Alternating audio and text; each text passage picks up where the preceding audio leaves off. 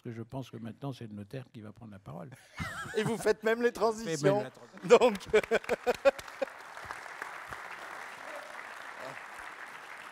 en tous les cas, je ne regrette pas que vous soyez mis l'un à côté de l'autre.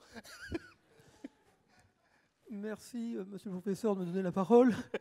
C'est particulièrement difficile de prendre la parole après vous, puisque vous avez fait le tour de la question. Je suis notaire, donc un homme de l'écrit, pas de l'oral. Donc, en tout cas, pour rebondir sur vos propos concernant les transmissions en titre gratuit, le législateur, malgré les dernières mesures défavorables, a beaucoup fait depuis une quinzaine d'années pour favoriser sur le plan fiscal les transmissions en titre gratuit, en augmentant de façon sensible les abattements.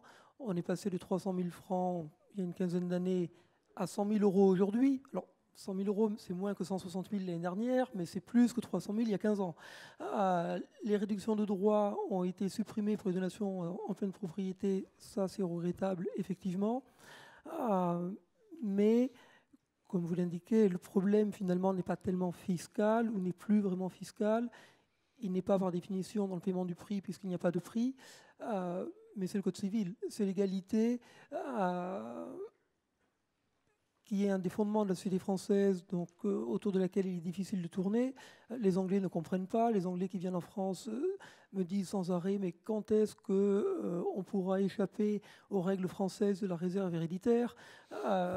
Aidez-nous à tourner ces règles archaïques. Alors j'ai du mal à leur expliquer que ce ne sont pas des règles archaïques, ce sont des règles qui sont en phase avec les mentalités françaises, et que non seulement il n'est pas question de supprimer les règles sur la réserve, mais on a même créé de nouvelles réserves au profit du conjoint survivant il y a quelques années.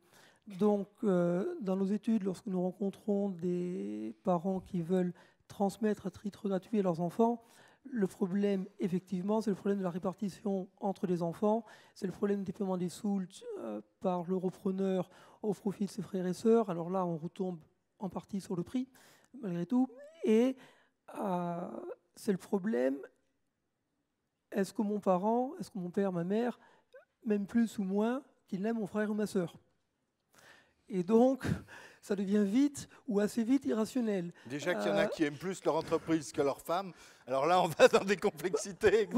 Vous savez, je pense que c'est une raison profonde de l'existence de la réserve. On ne peut pas dire à un enfant « je ne te laisse rien », ça serait la preuve ultime que je ne t'aime pas.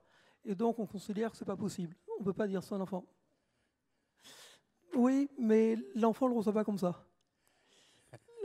Sauf discussion approfondie au sein de la famille. Parce que le professeur Cossam disait ou que l'enfant n'en a pas besoin, mais l'enfant à qui on ne donne pas, il ne considère pas qu'on ne lui donne pas parce qu'il n'a pas besoin, il considère qu'on ne lui donne pas parce qu'on ne l'aime pas. Donc c'est vraiment un problème prégnant.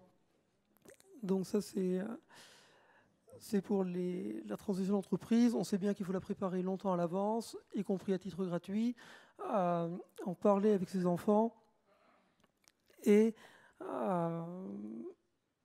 c'est invariablement difficile.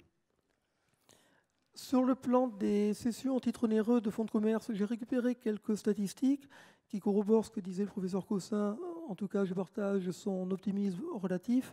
Et je serai moins pessimiste que M. Onesta, tant mieux.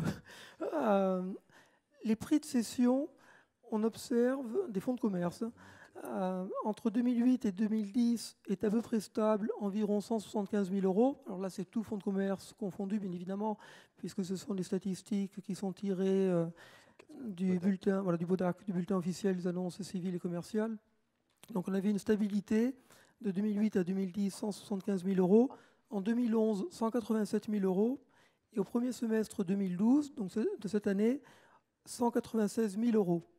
Donc en 2 ans, les prix des fonds de commerce ont recommencé à monter. C'est le signe, j'imagine, que les comptes de résultats se sont améliorés légèrement entre 2008 et aujourd'hui. En tout cas, la crise, les effets les plus prégnants de la crise se sont